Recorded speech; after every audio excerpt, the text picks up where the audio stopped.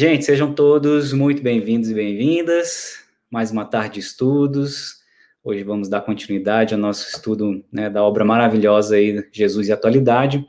E sem mais delongas, eu passo a palavra para a Leila e para a Aline, que vão conduzir o estudo na tarde de hoje. Boa tarde, meninas.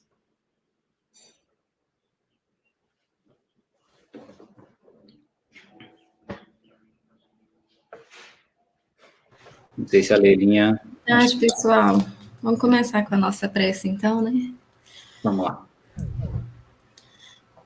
Querido Mestre Jesus, mais uma vez nos reunimos para o estudo da doutrina espírita, o estudo, sobretudo, do Evangelho, da sua obra.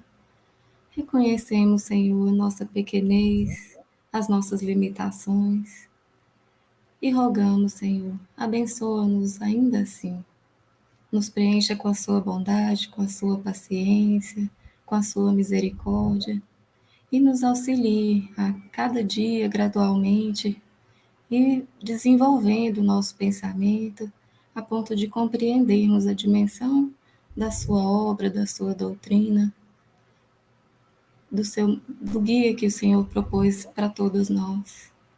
Que nesses instantes, cada um no seu lar, consiga visualizar a sua imagem de luz, de braços abertos, nos acolhendo, nos amparando, nas nossas dificuldades, nas nossas imperfeições, e nos mostrando o caminho correto a seguir, com seu exemplo de amor e de doação. Abençoa, Senhor, essa tarde e noite de estudos, e auxilia nossa compreensão, nosso entendimento. Que assim seja. Então, pessoal, hoje é o capítulo 3, né? A nossa aula, o tema hoje é Jesus e Humanidade. É um capítulo muito interessante porque ele mostra os dois aspectos, que é uma via de mão dupla, que é Jesus, lá da sua magnitude, da sua evolução, da sua pureza, se materializando, se densificando, passando por todo aquele processo de sofrimento moral, como é descrito nas obras, para se fazer homem e estar aqui conosco. E, por outro lado, nós, enquanto seres humanos, ainda em evolução, a gente procurar se cristianizar, né? Buscar sair do patamar onde nós estamos e ir caminhando em direção ao Cristo, buscando vê-lo como modelo, né? Que pratica tudo que exemplifica, tudo que prega na sua doutrina de amor, e como guia, que nos mostra esse caminho e é o caminho para nós, né? Então, vamos lá. A gente, como nosso tema é Jesus e Humanidade, a gente escolheu o capítulo 127 do livro Fonte Vida, né, de Chico Xavier, pelo Espírito Emmanuel. E o título dele é A Humanidade Real. E aí começa assim: Eis o homem. Pilatos, João, capítulo 19, versículo 5. Apresentando Cristo à multidão, Pilatos não designava um triunfador terrestre, nem banquete, nem púlpito, nem aplauso, nem flores. Jesus achava-se diante da morte. Terminava uma semana de terríveis flagelações. Traído, não se rebelara. Preso, exercera a paciência. Humilhado, não se entregou a reveses. Esquecido, não se confiou à revolta. Escarnecido, desculpara. Açoitado, olvidou a ofensa. Injustiçado, não se defendeu. Sentenciado ao martírio, soube perdoar. Crucificado, voltaria à convivência dos mesmos discípulos e beneficiários que o haviam abandonado, para soerguer-lhes a esperança. Mas, exibindo-o diante do povo, Pilatos não afirma: eis o condenado, eis a vítima. Diz simplesmente: eis o homem. Aparentemente vencido, o mestre surgia em plena grandeza espiritual, revelando o mais alto padrão de dignidade humana. Rememorando, pois, semelhante passagem, recordemos que somente nas leis morais do Cristo é que atingiremos a humanidade real.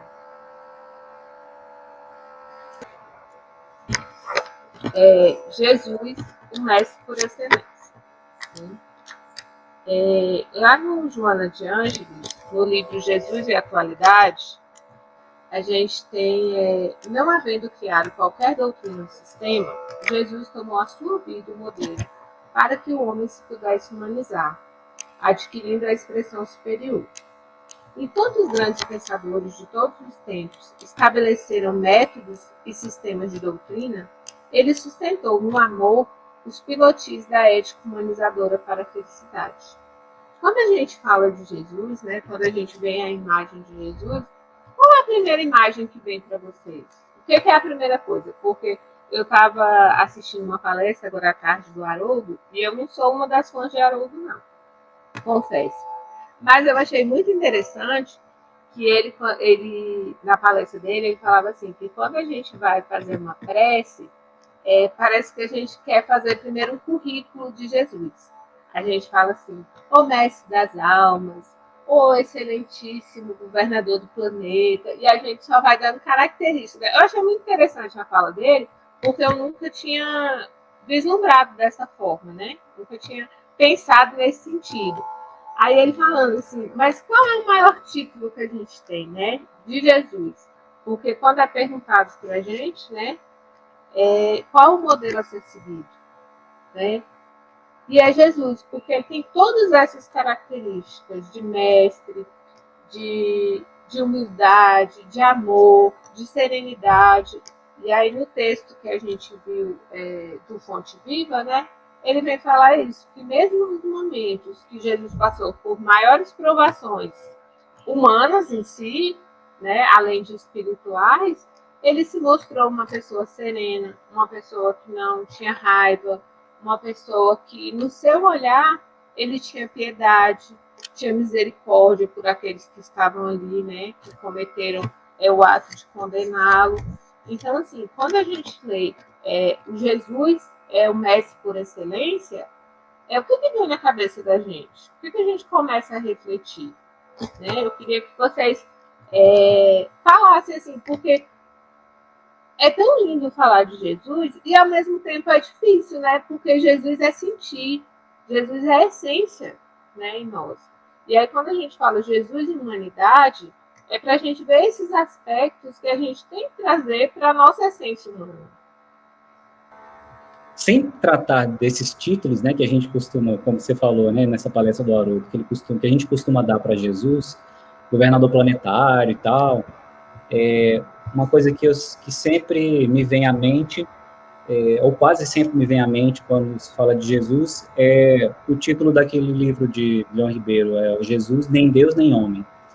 Ele discorre exatamente sobre a natureza de Jesus, sendo espírito criado como nós, não é Deus, não é o próprio Deus, como algumas denominações religiosas até têm isso como dogma, mas, ao mesmo tempo, também não é homem como nós, no sentido de que está muito à frente, como a gente viu na verdade, a gente viu, não. Eu estava estudando para uma palestra que eu ia dar na terça-feira, essa agora que passou, para uma casa espírita lá na Bahia, online, e aí, para fazer o estudo, né, estava lendo lá algumas coisas a respeito de Jesus, e relembrando aquela questão de que, na escala espírita, aquela proposta por Kardec, lá no Livro dos Espíritos, existem 10 classes, né? E a primeira classe, que é a mais alta dessa escala espírita, é a classe dos espíritos puros. E na Revista Espírita, de 1862, 62 ou 68, agora não me lembro direito, numa mensagem de Lacordaire, o espírito Lacordaire, ele fala sobre a escala dos espíritos puros.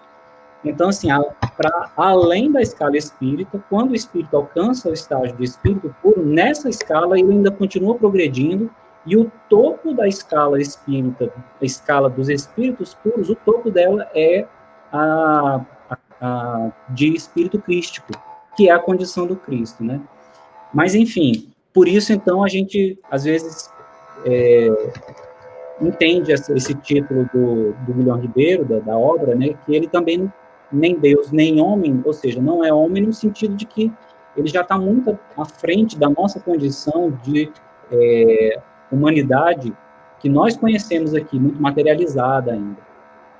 Então, eu achei muito interessante o início da abordagem da Joana de Ângeles, quando ela fala nesse trecho aí de que Jesus, ele é um modelo para o homem se humanizar. E é muito interessante, né? Como é que é isso? Parece uma contradição, né? O homem se humanizar, mas, de fato, a gente, às vezes, se distancia tanto da nossa natureza divina, com atos de violência e tal, que a gente costuma até dizer mesmo no nosso linguajar, né? Fulano foi desumano, né? Fulano, né, usou de uma desumanidade quando cometeu o ato X. Então, realmente a gente se distancia da nossa natureza humana de origem, de essência divina. E Jesus, quando eu penso, quando você fala assim, vem em mente essa questão de que ele não é Deus, mas ele também está muito à frente de nós, nos mostrando, então, o que a gente precisa ainda percorrer para alcançar essa humanidade que tem como essência essa essência divina. É isso mesmo. E aí, quando a gente fala, né, que a Joana, ela começa falando, né, que o homem se pudesse humanizar. E aí, como que a gente pode se humanizar? A gente é humano, né? A nossa essência é essa. Mas quando a gente vê os exemplos do Cristo, é nesse sentido. Tanto que termina o capítulo falando cristianize-se, né? Para você aprender a colocar em prática os ensinamentos do Cristo. Mais alguém? Eu estava lembrando da palestra do Haroldo, que foi postado no grupo de palestras do domingo passado, né? E ele fala justamente dessa questão de nós, muitas vezes, termos a aparência humana, mas não sermos humanos por dentro. Caminharmos como humanos, falarmos como humanos, mas por dentro estarmos ainda por demais animalizados. E ele até coloca, né, que muitos dessa condição vão ser convidados a assumir um corpo vamos dizer assim, dos humanos no seu princípio, né, lá na era primitiva, porque dessa forma o interior vai estar compatível com o exterior, ou seja, né, é o degredo. Então, mais do que nunca, nós precisamos estar atentos a isso. O nosso planeta passando, né, pela transição, muitos que não estiverem compatíveis com o grau de evolução do planeta vão ser convidados a se retirar. E aí vão auxiliar no progresso de outros mundos esses que não acompanharam o progresso desse ainda, não alcançaram o progresso da Terra ainda. Então é isso, né? Essa necessidade de se humanizar, de estar compatível com a evolução intelectual, puxar a evolução moral que ainda em nós carece tanto de aprimoramento. Gente, eu estou encantada com esse livro. Eu não sei se vocês tiveram a oportunidade de ler o capítulo de hoje, mas eu fiquei encantada. O livro é excelente. Eu sou fãzaço desse livro. Não, eu fiquei assim, viajando, sabe? Vendo as coisas. Eu falei, é muito assim. Ele tem E assim, não é um linguajar rebuscado como é o da Joana nas outras obras, mas eu achei ele assim muito bom. Então vamos lá. O educador incomparável. Jesus curou os cegos de nascença, surdos, mudos, epiléticos, doidos e lunáticos, paralíticos, reumáticos e leprosos. Sarou finalmente enfermos de toda casta que a ele recorreram em busca do bem temporal, a saúde. No entanto, jamais o Senhor pretendeu que o dissessem médico ou clínico. Jesus frequentava o templo e as sinagogas, onde atendia aos sofredores e ensinava o povo as verdades eternas, mas nunca se inculcou o levita ao sacerdote. Vinícius, o mestre na educação. Quando a gente vê todo o histórico, né, tudo que é registrado sobre Jesus, aí a gente fica, gente, que grandiosidade tinha essa pessoa, né? Que magnetismo tinha ele, que poder, o poder de cura, o poder do ensinamento, o poder da fé. Então, assim, por isso que dizem que todas as nossas dificuldades, busque Jesus para a sua vida, busque Jesus no seu coração, né? Porque ele tem a solução para os nossos problemas com os seus exemplos. A gente não precisa de muito, né? E aí, quando ele vem falar assim, nesse livro do Vinícius, que é o mestre na educação, né? Ele vem fazer essa descrição assim, bem detalhada de Jesus, para que a gente consiga compreender os seus ensinamentos, consiga ver realmente como entender Jesus, como participar desses ensinamentos. Nesse item aí que ela botou na projeção, é interessante quando ela até falou mais cedo sobre essa questão dos títulos, né, se referindo à palestra do Haroldo, que geralmente nos referimos a Jesus como com títulos, e naturalmente ele possui também esses títulos por conta do que ele realizou, né, de médico, de psicoterapeuta, de grande conhecedor, na verdade, conhecedor por excelência até das leis de Deus. Então poderia ser ali um grande, ter o título de sacerdote, mas ele não reivindicou nenhum desses títulos. Isso é que é interessante, né? Assim como ele também não se, embora ele não tenha, e é isso que é interessante, não por falsa modéstia, porque quando, por exemplo, ele foi chamado de mestre, ele não rejeitou esse título, porque ele sabia, ele tinha consciência. Então, é um espírito que tem plena consciência de si, autoconhecimento absoluto, né? Então, sabe que da condição dele de mestre de fato. Então, ele poderia reivindicar todos esses títulos, mas não fez, exatamente por conta do que a Joana menciona no início do capítulo, ali mais para o meio, na verdade, de que ele sempre se referiu a Deus, embora fosse homem, né, Jesus homem, ela até menciona isso, sempre se referiu a Deus de maneira próxima, para não nos distanciarmos de Deus, né? Para a gente não se colocar numa posição de um Deus inalcançável, ou daquele Deus que se tinha até a época, um Deus que deveria ser temido. Então, ele não fez também o uso desses títulos para também não se distanciar de nós. Então, ele fazia exatamente o papel de médium. A gente estava até conversando isso na quarta-feira, né? De que Jesus era médium de Deus. Ele não era médium como o conceito de médium que nós conhecemos aqui entre nós, ou seja, ele não agia por intermédio de outro espírito, mas ele agia por intermédio do próprio Deus. Então, sendo médium de Deus, ele fez exatamente esse papel de se colocar próximo de Deus, ou seja, de ser esse intermediário, e próximo de nós, para que nós nos aproximássemos dele e nós nos aproximássemos de Deus. Isso é muito interessante, né? Leirinha está de volta aí, Leila. Vamos lá, gente. Alguém mais quer falar? Hein, Leila? Você citou o Haroldo, né? Numa palestra do próprio Haroldo mesmo, ele fala, né, dessa... O Adriano comentou isso, e ele fala dessa evolução de Jesus, né? E ele fala que os espíritos crísticos, né, eles continuam trabalhando, eles continuam evoluindo, né? E que Jesus continua lá nessa classificação que o Adriano colocou, que o Jesus continua trabalhando, ele continua buscando mais evolução, né? Porque como a gente sabe, a gente sempre fala, né? A nossa evolução, ela, vamos dizer, ela é eterna, né? Ela sempre, nós estamos sempre buscando essa melhoria.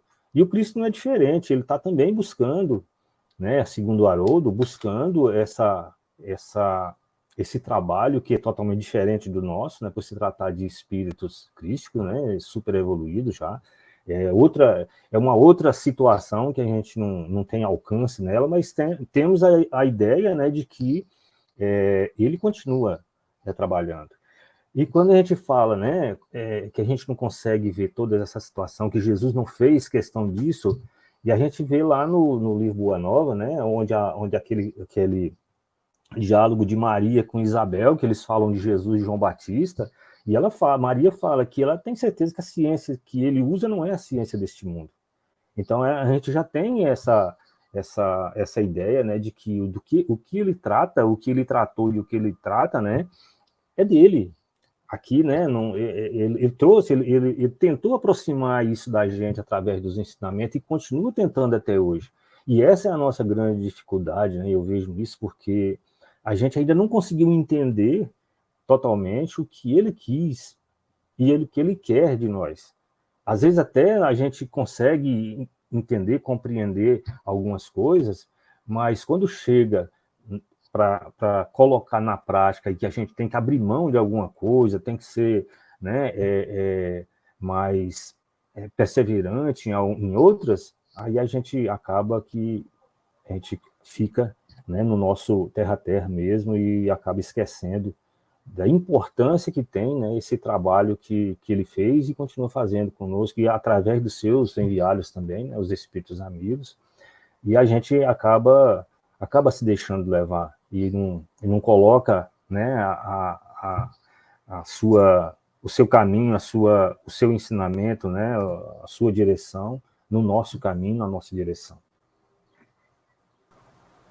É isso. E nessa mesma palestra do Haroldo, né, ele fala que a gente tem que buscar a nossa evolução, a nossa melhora e se exemplificar, né? Ter os exemplos de Jesus em nossas vidas. Aí ele fala, gente, não adianta você ficar pensando que você vai morrer e vai se aposentar, não, porque nem aqui no INSS a gente vai conseguir se aposentar, quem dirá no plano espiritual. Não adianta você pensar que você vai comer uva sem semente, que não vai, não. Ele até faz uma analogia assim, e é bem engraçado esse ponto de vista dele, porque assim, a gente fica assim, ah, não, mas Jesus era Jesus. Jesus tinha, né? Não era humano, como a gente vê a essência espiritual, um espírito crístico. Mas e nós? Se o nosso propósito aqui não é evoluir, a gente não está aqui para aprender a melhorar, para evoluir, então que a gente pegue este exemplo e caminhe. E aí o exemplo lá do Vinícius no Mestre da Educação é falando todos os ensinamentos que Jesus conseguiu colocar aqui na Terra, né? Porque teve um propósito muito grande para que a gente despertasse. E a gente vê que, passado todos esses tempos, todos esses milênios, parece que a gente ainda não acordou. A gente não adquiriu essa essência mesmo, né? De olhar com os olhos de Jesus, de pensar, de ter esse amor. Então, assim, ainda há tempo da gente começar a trabalhar. Adriano, você pode passar, por favor?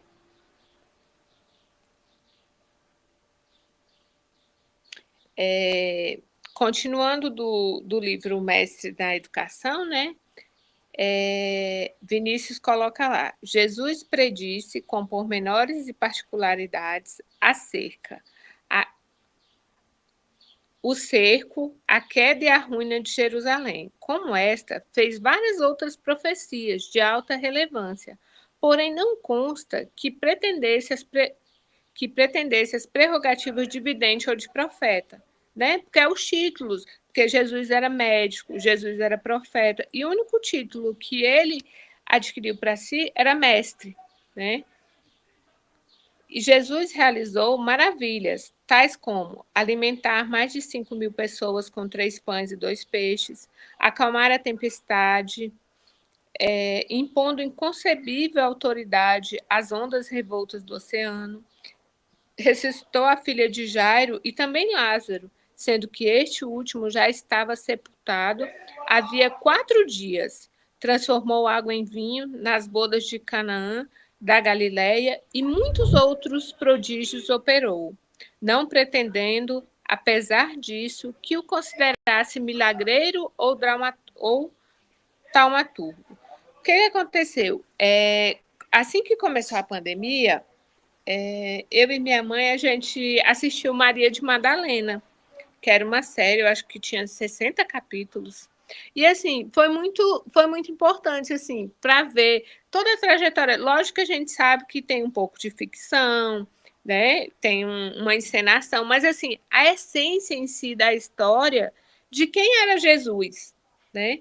Então, assim, para mim foi um momento, assim, de muita importância, porque, assim, era um momento que a gente estava vivendo de dúvidas, porque era o início da pandemia, a gente não sabia o que ia acontecer, aquele turbilhão de sentimentos em todo mundo. Então, para a gente foi um ensinamento muito grande, porque ali a gente conseguiu observar como que aquelas pessoas que estavam ao redor, né, de Jesus, principalmente os discípulos, aqueles que necessitavam, como que eles observavam ele, como que eles seguiam, e a entrega mesmo, a entrega, a fé, porque tudo isso aconteceu porque as pessoas também se doaram. E aí, em que momento que a gente vai se doar, né? Porque, assim, Jesus nos espera a todo momento é agora. E qual é a hora que a gente vai se doar realmente? Né? Aí fica a nossa lanterninha acesa. E aí, será que o meu momento já chegou? Será que é agora? Né? Será que eu posso pegar esses ensinamentos do educador maior e colocar em prática no meu dia, na minha vida? Quem quiser complementar.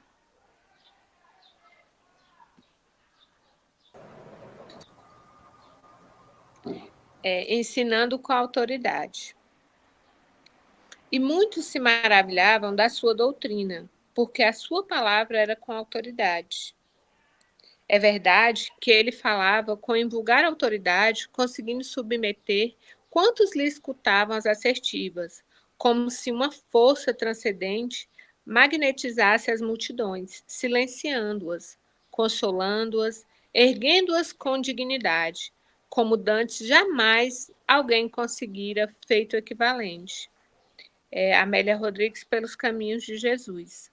Né? Aqui a gente vê os ensinamentos mesmo do Cristo, né? A gente vê as multidões querendo escutá-lo, querendo ver os seus ensinamentos, e assim, tudo isso foi deixado para a gente com muito mais facilidade, com muito mais acesso, a gente consegue ter acesso a livros, a palestras, e aí, será que a gente consegue fazer uso desses ensinamentos? Porque assim, a autoridade divina estava nas palavras de Jesus. Ele falava com autoridade, mas ele falava de uma forma doce, uma forma que você conseguia entender, uma forma que você conseguia penetrar no seu íntimo, né? Te fizesse refletir. E até hoje, se a gente levar as palavras verdadeiramente do Cristo, principalmente no nosso momento de angústia, de dúvida, porque assim, é muito fácil a gente falar que tem fé, que segue o Cristo, que é cristão, quando está tudo muito bem, quando a vida está leve, né? Está todo mundo empregado, está todo mundo com saúde, não perdeu ninguém da família, aí está tudo muito fácil, a gente é aquele crente fervoroso, crente na palavra de crer, né? Todo mundo é um crente fervoroso. Só que quando vem alguma coisa que te abala, você pega e cadê os ensinamentos do Cristo que não estão internalizados em mim? Né? Ô, Leila, achei muito interessante vocês trazerem esse destaque da autoridade de Jesus, porque faz a gente refletir, junto com a palavra de Joana nesse capítulo, quando ela diz que ele, nós sabemos de toda a condição do Cristo, né, espírito crístico, enfim, ele comunga da intimidade de Deus, então ele tem ciência absoluta das leis física, químicas, enfim, tudo. E então quando ele falava com autoridade, mas sem ser complexo, sem ser rebuscado. E isso ela destaca no capítulo hoje, né? Que ele sempre fez uso de palavras, histórias e conceitos simples do cotidiano. Inclusive, ela menciona aquelas parábolas em que ele faz uso da semente de mostarda, da rede de pesca, né, dos peixes, dos pães, da agricultura, dos costumes e tradições das pessoas mais simples, não era nem das tradições dos mais cultos, era das tradições dos mais simples. Então, a gente vê que para ter autoridade não precisa falar rebuscado, não precisa falar com complexidade, não precisa debulhar o dicionário, né, de cabo a rabo quando está falando ali palavras difíceis e tal. Basta falar do que se tem certeza, do que se tem domínio, e ele dominava e domina tudo, todos os assuntos. Por isso ele falava com autoridade mesmo se expressando de maneira muito simples. E isso é muito interessante de se pensar. E, Adriano, interessante também, né, tanto na fala quanto nesse capítulo de hoje, porque é exatamente essa questão do ensino do Cristo, ele vai ressaltar exatamente dessa simplicidade, porque ele mostra exatamente essa humanidade, de como deveria ser próximo do ser humano essa condição de melhoria, de crescimento, de evolução, que está muito perto da vivência dele. Então, o que ele é capaz, o que é permitível a ele, né? São as experiências do dia a dia, a convivência com o seu próximo, né? E ele falava disso com essa propriedade muito grande, mostrando, ó, tá vendo? É possível, não é difícil, você pode mudar. Depende do que você queira também, no teu trabalho, no teu cotidiano, a forma que você lida com as pessoas, né? Para você também trazer isso e essa condição de melhoria também, né? Eu vejo também, só complementando, né, que a autoridade do Cristo era moral, né? E é onde a gente peca nesse sentido, de que a gente não usa, nós não temos ainda uma autoridade nessa linha para fazer uso. Então a gente, como o Adriano disse, né, ele tinha autoridade porque ele sabia de tudo, ele conhecia tudo.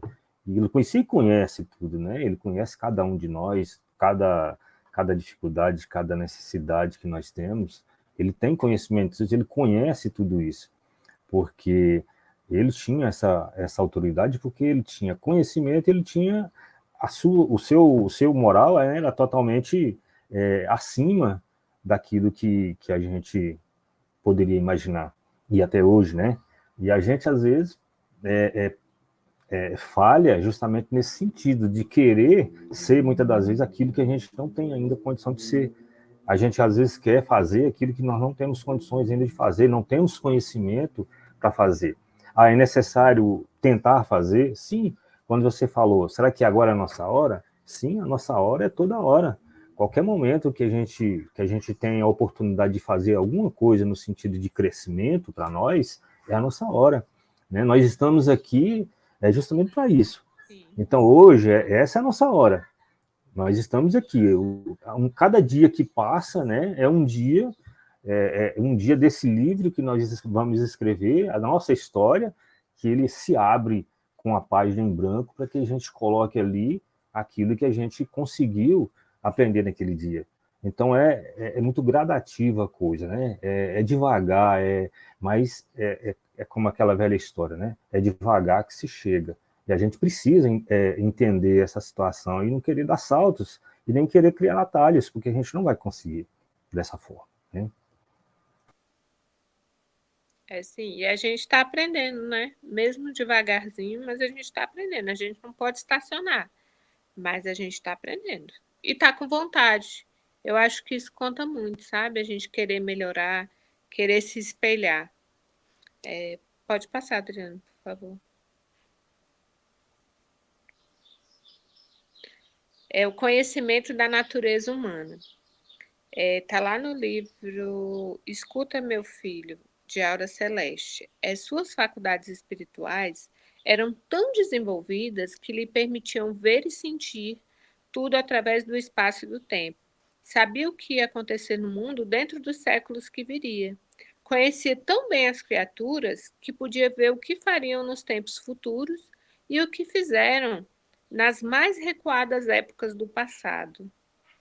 Aí lá em João tem. Ele bem sabia o que havia no homem. Então, esse aí é um alerta para a gente que não adianta a gente querer, né, usar máscaras, capas, disfarces, porque a nossa essência, ela está ali. E Jesus sabe de tudo. Então, não adianta a gente ficar, ai, Senhor, eu sou bom, eu ajudo todo mundo, né? Me socorre. E aí a gente sabe que, no fundo, Jesus sabe quais os seus pensamentos, quais os seus desejos, as suas lutas internas, né? As suas dificuldades. Porque, assim, perfeito nenhum de nós somos. Não adianta a gente querer se espelhar. Ah, eu vou espelhar no Haroldo, porque ele é um juiz, porque ele é um palestrante espírita, é uma pessoa correta. Ele é humano como qualquer um de nós. E é falho também. Então, o nosso modelo é Jesus. Então, é nele que a gente tem que se espelhar. E aí é por isso que muitas vezes acontecem tantas decepções com a religião. Mas Jesus, quando esteve aqui, ele não colocou nenhuma religião. A religião dele era o amor, era a humildade. E aí é isso que a gente tem que ir em busca. E aí, em João, ele vem ressaltar muito isso, né? Ele bem sabia o que havia no homem. E ele sabe o que há em cada um de nós. A gente pode enganar qualquer um que está ao nosso lado, nosso pai, nossa mãe, nosso esposo, nosso filho, mas a Jesus a gente não consegue disfarçar o que realmente a gente é, o que realmente a gente quer. Para algumas pessoas, é difícil entender como que um espírito, que não é Deus, obviamente, né, pode saber do futuro. Porque, ele, como diz aí essa mensagem, né, ele sabia o que ia acontecer no mundo dentro dos séculos que viria. Então, Jesus tem, então, essa apreensão do nosso futuro. Ele sabe, ele conhece. E aí é difícil algumas pessoas imaginarem, mas como é que ele sabe do nosso futuro se o futuro não está pré-estabelecido? Se nós temos o livre-arbítrio para poder agir e modificar o nosso futuro. Mas quando a gente compreende, né, o poder e a ascendência espiritual de Jesus, para aquela palestra que eu mencionei, eu estava estudando, e aí vi lá no Universo e Vida, as palavras de Áureo, que fala que ele, quando ele criou quando ele estava desenvolvendo o nosso planeta, né, planejando, criando o nosso planeta, ele estabeleceu as leis, Jesus estabeleceu as leis fisioquímicas e biomatemáticas.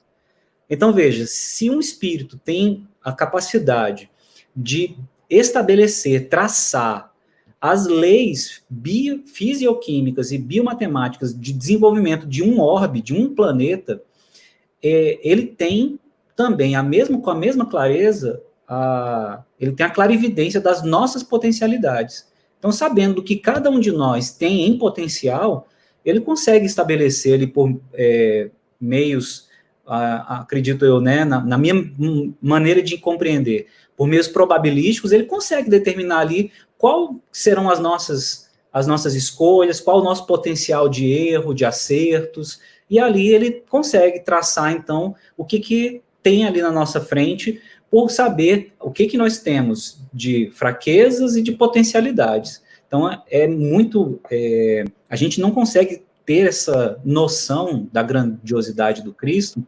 mas fica patente em tudo que os espíritos falam a respeito dele. Sim, pode passar, Adriano, que a gente vai continuar falando do conhecimento da natureza humana. Ah, bacana. Porque lá no Fonte Viva, e aí no próximo a gente traz o fechamento para poder esclarecer mesmo. O Emmanuel, lá no Fonte Viva, ele fala assim, sim, Jesus não ignorava o que existia no homem, mas nunca se deixou impressionar negativamente. E a gente muitas vezes cai nessa, né? Ah, fulano cometeu um erro, ou se não fez alguma coisa. Fala, esse daí já... Né? A gente não consegue separar, né? A atitude do histórico da pessoa. E aí, lá no livro Fonte Viva, ele vem falar isso, que Jesus, ele sabia o que existia do homem, mas ele não se deixava impressionar negativamente. Por quê? Porque ele acha que todos nós estamos em salvação, ele tem a certeza disso. E a gente está aqui para isso, para melhorar, a gente vai melhorando. E aí, dando sequência lá no Fonte Viva, ele fala, Jesus preocupou-se, acima de tudo, em proporcionar a cada alma uma visão mais ampla da vida, em quinhoar cada espírito com eficientes recursos de renovação para o bem. A gente está predisposto a melhorar, a se renovar. Basta a gente querer, né? E aí a gente vê muitas pessoas assim, que não têm conhecimento didático mesmo, nunca frequentou a escola, mas tem uma sabedoria, uma visão assim de olhar o outro, de saber resolver as coisas, de ser sereno. Aí quando a gente vê as palavras lá de Emmanuel, né, a gente fala que a gente tem a certeza que cada um de nós, a gente tem os recursos para nos renovarmos, né, para caminhar para o bem. E essa é a ideia deste conhecimento da natureza humana, porque mesmo Jesus nos conhecendo, ele não vai virar as costas para a gente. Ah, é um filho errante. Ah, Leila, mas tem um monte de gente lá no presídio. Tá, tem gente no presídio porque cometeu um erro, e um erro humano que precisa ser corrigido. Não significa que Jesus, esses não tá do meu lado, não estão do meu lado, não segue o que eu quero. Não é isso. Jesus jamais se deixou impressionar negativamente por nós. E eu achei essa parte do Fonte Viva muito importante, assim, porque reacende, né, a vontade. Não, peraí, mesmo eu sendo um ser errante, eu tenho conserto, eu vou melhorar, né? Ô, Leila, sabe o que me remete essa frase aí de Emmanuel? Que a nossa tendência desumana, não vou nem dizer a nossa tendência humana, mas a nossa tendência desumana é a condenação. É chamar a atenção do outro, manifestar os nossos preconceitos, né? Julgar, e Jesus nunca condenou ninguém. Ele conhecia e conhece profundamente todas as nossas imperfeições, e durante todo o seu mandato, toda a sua permanência aqui, nunca condenou ninguém. Sabendo que de tudo que a gente poderia ser passível de condenação, ainda assim ele não condenou. E aí nos deixa uma grande lição, né, para a gente ser mais humano, no sentido também de não condenar ninguém, não julgar ninguém, porque todos nós somos falíveis. Então, essa questão de... Ele sabia tudo que a gente tinha de ruim, mas ele não se deixava impressionar negativamente, tinha sempre um olhar otimista, porque sabia que, mesmo no erro, nós tínhamos o potencial para acertar mais adiante, se assim nós o quiséssemos, né? Quando eu estava lendo, eu até trouxe assim para o meu pensar, né, sobre um fato que ocorreu essa semana, que foi o do Oscar, né, que o Will Smith acabou perdendo a cabeça e deu um tapa no outro. E aí eu fiquei pensando assim, muitas vezes a gente julga, mas está errado, ele tinha que ter se segurado, que não sei o quê. Só que assim, eu não acho que ele esteja certo, não é isso. Não me interprete de outro jeito. Eu acho que com a violência a gente não resolve nada em lugar nenhum. Só que assim, quem somos nós para estar naquela situação, para estar sentindo o que ele estava sentindo, né? E aí a gente já olha com um olhar de condenação. Mas é porque é errado, agiu errado. E assim, a gente não tem a benevolência para com o outro, né? E Jesus jamais vai agir dessa forma para conosco, por mais que a gente cometa o erro mais atroz do universo, entendeu? Então, quando a gente vem estudar a natureza humana, eu acho que a gente pode refletir um pouco sobre isso. Pode passar, Adriano, porque aí no seguinte, nesse slide seguinte, ele vem falar, né, lá no Consolador, o que é a natureza humana? Porque a gente fala assim, não, mas isso é típico do homem. Então, vamos ver o que é essa natureza? Em todo homem repousa a partícula da divindade do Criador, com o qual pode a criatura terrestre participar dos poderes sagrados da criação. O espírito encarnado ainda não ponderou devidamente o conjunto de possibilidades divinas guardadas em suas mãos, dos dons sagrados, tantas vezes convertidos em elementos de ruína e destruição.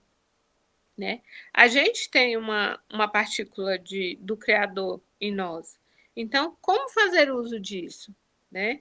E aí, lá no Consolador, na pergunta 302, ele vem falar disso, que a gente esquece o poder que a gente tem de construir, de melhorar, de se elevar. E muitas vezes a gente utiliza esse potencial para a nossa ruína, para a nossa queda, para a nossa amargura, né?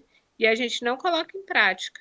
Então, assim, quando a gente pegou essa parte aí do Consolador, eu fiquei assim, poxa, gente, a gente esquece o tanto que a gente tem poder, né? Nós somos filhos de Deus. Cadê o nosso poder que a gente não coloca em prática? né? As nossas possibilidades divinas, que está guardada em nossas mãos. Alguém quer complementar?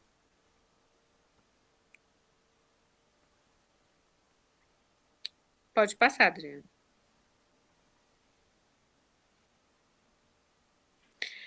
O que é a natureza humana, né? O Cristo sabia que todo homem deve chegar à compreensão de sua natureza íntima. E é neste sentido que dizia aos discípulos: vós sois deuses. É a ignorância da nossa natureza e das forças divinas que dorme em nosso íntimo. É a ideia insuficiente que fazemos do nosso papel e das leis do destino, que nos entregam as influências inferiores, ao que chamamos o mal. Na realidade, o fato se reduz a uma falta de desenvolvimento. O estado de ignorância não é por si mesmo mal, é somente uma das formas, uma das condições necessárias da evolução, da lei de evolução. Está lá em Leon Denis, O Grande Enigma. Né? Por que Jesus já falava, vós sois deuses? Porque a gente tem capacidade, a gente tem essa essência dentro de nós, né? Essa divindade. Por isso que diz que a gente foi criado semelhante, né? Semelhança. Então, que a gente possa aprender a trabalhar a nossa natureza humana. Porque, assim, tudo é um ensino, tudo é um aprendizado. Se a gente estiver disposto a trabalhar essa natureza humana para o bem, a gente consegue facilmente. Mas tem que querer, tem que tentar, tem que começar. Então, assim, para que o primeiro passo do que seguir Jesus, do que seguir os seus ensinamentos? Aí, fé na criatura humana. A fé, ela começa lá no slide anterior, quando ele fala, sois deuses. Mas porque somos mesmo. E aí, lá no livro, né, O Mestre na Educação, o Vinícius vem falar, né, sentenciava com autoridade, sede perfeito, como vosso Pai Celestial é perfeito. Essa sentença só podia ser proferida por quem não alimentava dúvidas sobre os destinos humanos. Porque a gente está aqui mesmo para isso, né? A nossa meta aqui é evoluir, é melhorar. Eu gosto muito da frase de Chico quando foi perguntado para ele, né? Por que a gente reencarnava, então? Por que a gente precisava de tantas reencarnações? Aí ele falava que a gente reencarnava porque a gente ainda não sabe amar. E aí o sinônimo de amar é evoluir, né? É crescer, né? É aprender, é estar próximo. Então, é isso que precisa em nós. Essa fé na criatura humana, Jesus deposita em nós. Mas será que a gente tem mesmo essa fé? Que a gente pode melhorar, pode ser melhor? Porque eu sofro muito, porque eu reclamo muito. Mas tá, e o que você está fazendo para melhorar? Eu conversando com uma pessoa, aí eu falando, não sei o quê, assim, porque a nossa vida diária é muito corrida. A gente tem mil afazeres, quem trabalha tem o trabalho, tem escola, tem família, tem centro, e aí às vezes você acaba se cobrando muito. Mas eu tenho que fazer isso, eu tenho que fazer aquilo. Mas só que você se cobra, mas o que você está fazendo para melhorar essa cobrança? Porque eu conversando com a pessoa, aí eu falei cobrança 2 vezes.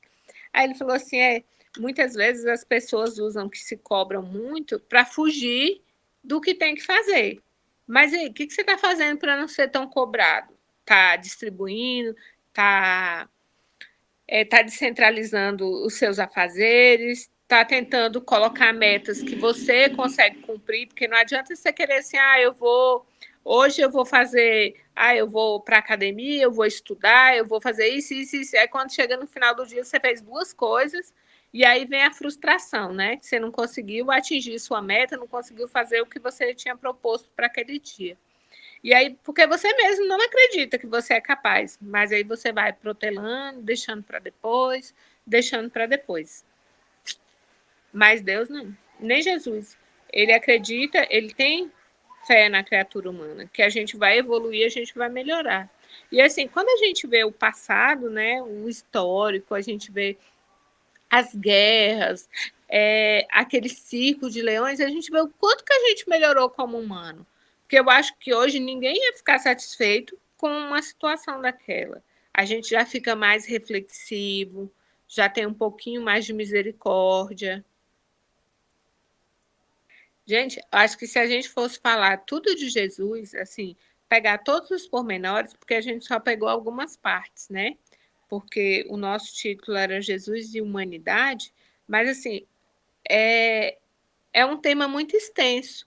Então, assim, se a gente fosse falar de tudo, a gente tinha conversa aqui para até amanhã. Dava para ficar conversando assim e nem ia ver o tempo passar. Lá em torno do mestre de Vinícius, ele fala: a mágica influência da tua palavra. Ó Cristo, converte-se a fraqueza de Simão na coragem heróica de Pedro, a sordidez do publicano na generosidade de Zaqueu, a volúpia de Madalena no sublime e incomparável idealismo da arrependida, o fanatismo de Saulo no liberalismo e abnegação de Paulo, ao encantamento da tua palavra. Jesus, serenam-se as tempestades, os coxos e os paralíticos se locomovem, os cegos veem, os surdos ouvem, os leprosos ficam limpos, os mortos ressuscitam, e aos pobres se faz justiça. E como não ser assim, Senhor, uma vez que a tua palavra é o mesmo, Verbo de Deus, que se faz ouvir neste mundo? Né? Aí a gente vê a grandiosidade de Jesus. E aí a gente se sente assim, ai, Senhor, e agora? Né? Que chamamento é esse? Agora a gente vai para Jesus e as parábolas, né? É bem interessante a história das parábolas, porque assim, cada um vai ter uma identificação com a parábola. Ah, eu gosto mais dessa, eu me identifico com essa. Mas qual é a ideia das parábolas? É trazer para o cotidiano, né, para a vivência daquelas pessoas, uma lição, né, um fundo, para que as pessoas compreendessem, usando o seu dia a dia, para que a fé existia, a força, a sabedoria, né? Como você fazer uso do que você tem. Então, assim, lá no livro Jesus e a Atualidade, né, que é o nosso livro base, ele fala assim: utilizou-se de um insignificante grão de mostarda para lecionar sobre a fé. Quem é que não fica comovido ao ver lá a parábola, né, do grão de mostarda? Aí, às vezes, quando a gente está com alguma dúvida em relação à fé, a gente fala assim: se eu tivesse pelo menos um grão de mostarda, né, de fé, como seria diferente? E aí recorreu às redes de pesca e aos peixes para deixar imperecíveis exemplos de trabalho, porque as pessoas muitas vezes acham assim: não, eu vou, nessa reencarnação, eu vou descansar, vou deixar para depois, eu não preciso trabalhar, eu não preciso melhorar, eu não preciso ir em busca da melhora. Não, Deus proverá, Deus vai trazer tudo, né? Se até os peixes do céu Deus ampara, não é a mim que vai ficar, né? E a gente, através dos seus exemplos, a gente busca também isso, que no trabalho a gente consegue se melhorar, consegue evoluir, que a semente cai em diferentes tipos de solo para demonstrar a diversidade de sentimentos humanos ante o pólen da luz de sua palavra. Cada um vai absorver de uma forma. Não adianta eu querer, porque a minha mãe está junto comigo, meu irmão, meu filho, não, tem que aprender da mesma forma, né? Nós somos muito diferentes, então cada um vai absorver de um jeito. É por isso que é importante a gente ter o respeito pelas pessoas, principalmente em relação à religião, porque muitas vezes as pessoas conseguem utilizar o preconceito. Mas esse é muito chato, porque está em tal igreja, esse se desviou. Não, cada um está onde precisa, onde merece, onde tem necessidade daquele momento. Por quê?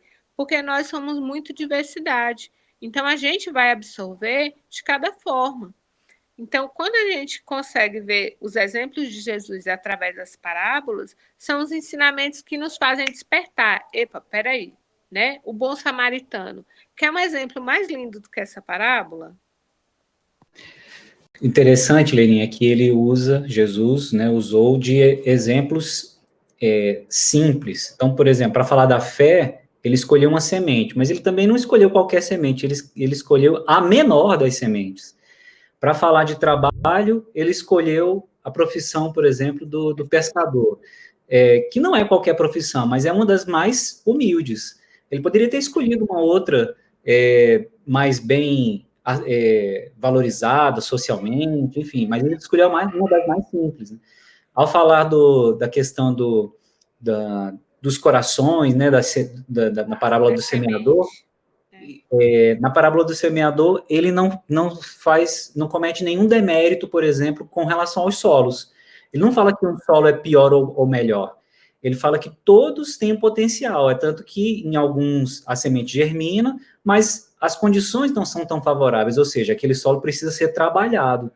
Então, ele também não comete esses atos que muitas vezes nós ainda cometemos de menosprezar, né, ou de cometer algum demérito em relação a alguém ou alguma atitude, e deixa de observar muitas vezes o potencial que aquela pessoa tem, né, que era exatamente o que ele fazia. Então, ele se utilizava desses exemplos da natureza, e até mesmo de nós humanos, mas sempre com esse olhar positivo e fazendo uso dos exemplos mais simples para poder exaltá-los, como ele próprio falava, né, os humildes serão exaltados, né, e os elevados serão rebaixados, enfim.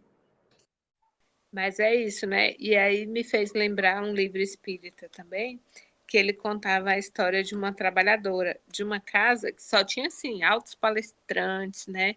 Gente que ia e vinha e ela servia a água. E aí, com o passar dos anos, o pessoal daquela casa foi desencarnando. E aí, chegando no plano espiritual, aquela pessoa que servia a água era a pessoa mais evoluída entre eles. Então, assim, Jesus nos mostra os exemplos diariamente. Falta a gente abrir os nossos olhos, né? Jesus e as parábolas. Falava à multidão apenas por parábolas, a fim de preparar as inteligências, sem as sobrecarregar com um fardo de peso excessivo para a fraqueza delas. Se pregasse a sua moral sublime em termos claros e precisos, houvera assustado a maioria dos ouvintes, que, percebendo o abismo entre as crenças que lhes eram trazidas, não ousariam sequer uma tentativa para o transporem, né? Está lá em Rustem os 4 evangelhos. Porque o uso das parábolas, né? Porque às vezes as pessoas podiam pensar, é tão mais simples ser direto, você precisa ter fé, você precisa do trabalho. Mas não era isso. Aqueles ouvintes que estavam ali, eles não tinham a capacidade de ouvir, né? Mais além, se fosse de uma forma mais rebuscada. E a gente, que hoje já tem um pouquinho de conhecimento, porque a gente estuda, a gente lê, tenta interpretar, já tem uma certa dificuldade, né? Então, fica aí a ideia do que, com as coisas simples, a gente consegue aprender, consegue colocar, né, um direcionamento. Lá do livro O Mestre na Educação, as palavras urdidas por Jesus têm como base e fundo os acontecimentos cotidianos originários daquela época. Todas elas contêm invariavelmente uma lição de moral. Todas revelam em sua estrutura moralidades e lições concernentes ao sentimento do bem, à noção de justiça e do dever, já para com Deus, como também para com o nosso próximo. É de notar-se que a preocupação da iniquidade, do inigualável educador, circunscreveu-se à zona do coração, e não à do cérebro, ao culto da virtude e da verdade, na formação do caráter, que era essa ideia, né? Era tentar fazer essa elevação moral. Aí a palavra de Jesus, que de todos os ensinamentos, a gente vai pegar o Sermão da Montanha, né? Que está lá no livro, no nosso capítulo, que ele fala assim: o Sermão da Montanha inverteu a convencional e aceito sem discussão, exaltando a vítima inocente ao invés do triunfador arbitrário, o esfameado de justiça, de amor e de verdade, em desconsideração pelo farto e ocioso, dilapidador dos dons da vida.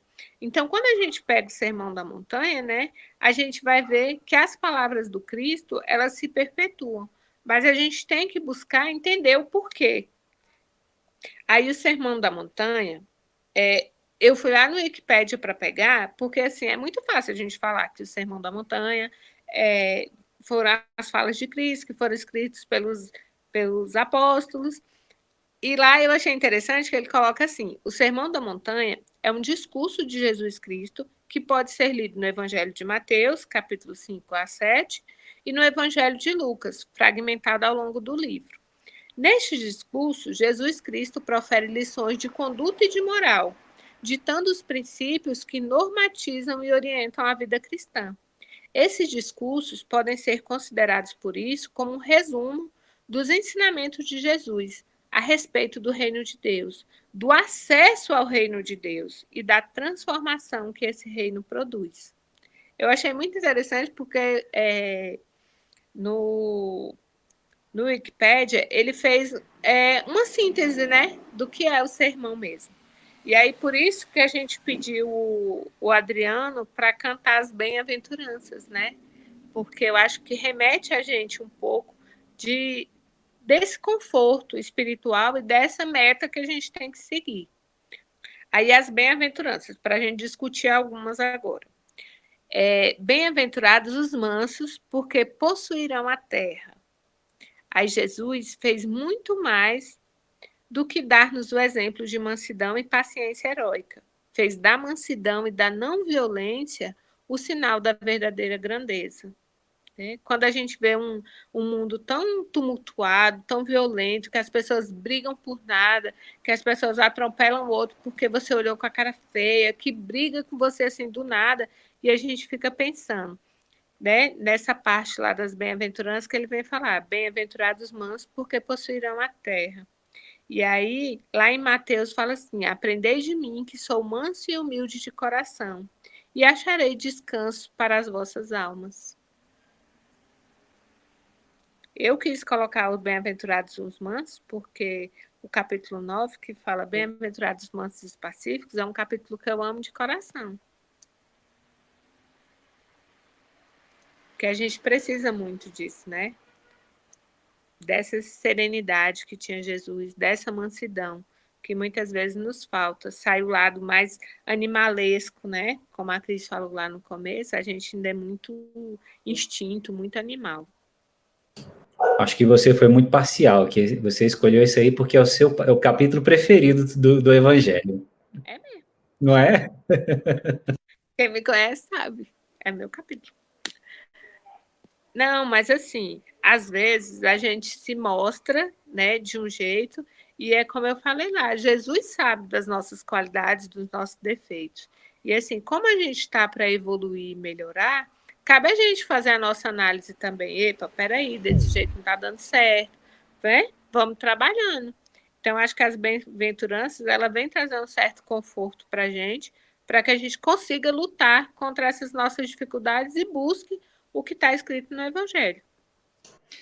Ô Leila, agora falando sério, estava brincando, né? Mas falando sério agora, é interessante essa bem-aventurança que você escolheu, porque fala de que os mansos possuirão a terra. Fazendo a gente imaginar que esses mansos vão estar aí possuindo a terra no sentido de que esse é o futuro, a destinação do nosso planeta é abrigar somente espíritos que buscam a paz, que buscam a fraternidade, né, que não são mais inclinados ao mal, que é a nossa situação ainda atual, pelo menos de alguns dos espíritos que habitam o nosso planeta. E pensando nesse aspecto, a gente volta lá na introdução do livro, quando a Joana de Ângeles fala que escolheu esses temas, pensando que nos temas dos capítulos dessa obra, pensando em que esses são os temas mais urgentes, dado o tempo que nós estamos aqui, ou seja, passou do tempo em que a gente teria, digamos assim, tranquilidade, né, folga, para pensar nessas coisas, ou seja, esse tempo passou. Agora, esses são os temas urgentes, como o próprio Simão, naquele trechinho da palestra que a gente passou no dia da aula inaugural, mencionou lá na explanação dele. Esses são os temas urgentes, porque é urgente mesmo nós nos dedicarmos a essas reflexões. É urgente a gente estar atento ao nosso compromisso de automelhoria, de autotransformação, para que a gente possa vir a merecer esse futuro aqui entre os mansos na Terra. Caso contrário, a gente vai ser gentilmente convidado a se retirar, né? É isso mesmo. Pode passar, Adriano. E aí, seguindo, bem-aventurado aqueles que têm puro coração, porque verão a Deus. São Mateus capítulo 5, versículo 8.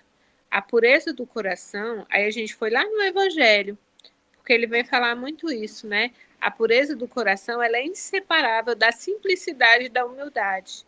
Exclui toda a ideia do egoísmo e do orgulho. Então, assim, a gente ainda está caminhando, porque egoísmo e orgulho a gente ainda tem. Até um pouquinho mais do que devia, né? E é por isso que Jesus toma a infância como emblema dessa pureza, ao mesmo modo que a tomou como da humildade. Então, assim, o símbolo da criança é isso. Aí a gente fala assim, às vezes pode parecer contraditório, porque mesmo sendo criança ali tem um espírito que já viveu, mas naquele momento ali, a criança é o símbolo de mais puro que existe, né? De mais inocente, né? Que aí você consegue... Eu vi até uma imagem de 2 meninos que tinham brigado, aí um ofereceu não sei o que para o outro, ele saiu correndo e foram brincar, né? Aí embaixo estava escrito assim, pena que a gente não consegue, quando adultos, agir como crianças, né? É esquecer mesmo esse orgulho, esse egoísmo. Bem-aventurados que choram, porque serão consolados. E aí a gente fala assim, mas como pode se eu estou sofrendo, né? A gente só sabe o momento da dor, a gente só consegue se fortalecer mesmo, quando a gente passa por alguma provação. Então, quem são os que choram? Né? Somos todos nós, temos necessidades, temos dores íntimas, não é só dor física. Aí a dor, ela vem como uma bênção depurativa, né? Uma melhora. E a gente pode pensar assim, mas eu não quero sofrer. Leila, eu não quero chorar. Né? Mas aí, quando a gente lê as bem-aventuranças, ela vem com essa forma, que não é que aquele ali que está sofrendo, que está chorando, que ele não vai ser consolado, vai ser deixado para trás, que ele foi esquecido, não. E por que são bem-aventurados? Porque eles estão tendo a oportunidade de uma quitação, né? Eles estão tendo a oportunidade de reajuste, de melhora, de pagamento, né? Então, que a gente possa lembrar quando a gente passar por alguma dificuldade. E aí, pode passar, Adriano. E aí, Gandhi vem falar que se perdessem todos os livros sacros da humanidade e só se salvasse o Sermão da Montanha, nada estaria perdido. Para vocês verem a grandiosidade que tem, os ensinamentos que tem dentro do Sermão da Montanha, né? É muito interessante e vale muito para a nossa reflexão. A Aline voltou. Quer falar, Aline, o próximo? Que a gente já está quase terminando, pessoal. Pode passar que eu comento. Jesus e humanidade. Jesus é a personagem histórica mais identificada como homem e com a humanidade. Todo o seu ministério é feito de humanização, erguendo o ser do instinto para a razão e daí para a angelitude. E realmente é o processo que a gente passa, né? Desde a nossa criação até a nossa destinação, que é a evolução espiritual, né? Então, saindo do instinto, depois para a razão e para a angelitude. Igualmente, é o homem que mais se identifica com Deus. Nunca se lhe refere como se estivesse distante ou fosse desconhecido ou temível. E a gente vê por todos esses processos que Jesus passou, ele como esse modelo de integralidade, né, representando a humanidade que nós devemos buscar. E ele faz tudo isso, se identificando com Deus, coloca isso ao nosso alcance. Ele coloca em várias passagens, podeis fazer tudo isso que eu faço, né? Então, façais brilhar a vossa luz diante dos homens. Ele era compassivo, ele tinha essa paciência, esse comportamento de acolhimento para quem pedia ajuda. E ele vem despertar em nós essas noções mesmo de transcendência, né? Fazendo que a gente entenda em todos os seus diálogos que nós somos seres espirituais e não matérias, né? Corpo. Jesus na humanidade significa a luz, que a aquece e a clareia. Se te deixaste fossilizar por doutrinas ortodoxas que pretendem nele ter o seu fundador, renasce e busca-o na multidão ou no silêncio da reflexão, fazendo uma releitura das suas palavras, despidas das interpretações forjadas. Essa é uma passagem que mostra para a gente assim, o evangelho ele é muito amplo, né? Ele é um alimento e a gente deve recorrer a ele em todos os momentos, nos momentos de felicidade, e a gente tem ali mensagens que nos estimulam, que nos incentivam, que nos fazem ter esperança, né, na vida futura, e também nos momentos de dificuldade, de desespero, de violência, de dúvida. Ele é repleto dessas mensagens que nos relembram a nossa humanidade, né? Mostrando tanto os aspectos positivos como negativos, mas ele traz o consolo nesses momentos de dificuldade. E hoje em dia nós temos muito disso, né? Muitos momentos de provas, enquanto humanidade mesmo, mas nós temos Jesus. E é isso que a gente tem que focar, porque se hoje nós passamos por esses momentos de sombra, a gente, a partir do estudo do Evangelho, a gente vai conseguir alcançar a luz. Ô, Aline, essa frase também me fez pensar num outro caráter que nós precisamos assumir perante a palavra de Jesus, que é o caráter progressivo, que ele fala, a Joana fala, né, para a gente não se fossilizar, ou seja, a gente não estacionar, a gente sempre fazer uma releitura do Evangelho de Jesus, porque nós somos espíritos destinados à ascensão, nós nunca evoluímos, mas também não nos é dado ficar estacionado eternamente. Então, é preciso que a gente sempre avance um pouco na compreensão das palavras de Jesus. A palavra, a verdade, está ali, está dada, né? Ele deixou os seus exemplos, mas o que vai se ampliando, se expandindo, é a nossa capacidade de compreensão de sua palavra. Então, se a gente mantém fossilizado a maneira como a gente interpreta a mensagem de Jesus, como a gente entende, e não avança nesse entendimento, a gente está no caminho errado, a gente está se fossilizando, como ela coloca aí. Então, deixa para nós uma mensagem também de que no nosso caráter de humanidade compreende também um caráter progressivo, né? A gente sempre ascensional, sempre de progresso. E como é uma lei natural também, aí quando o indivíduo se fossiliza, né, quando ele fica parado, estacionado, aí vem exatamente o momento de dores, né, de dificuldades, para que dê aquela despertada novamente, para que ele não se estagne novamente, né, para que ele continue nesse processo de progressão, né. Isso aí.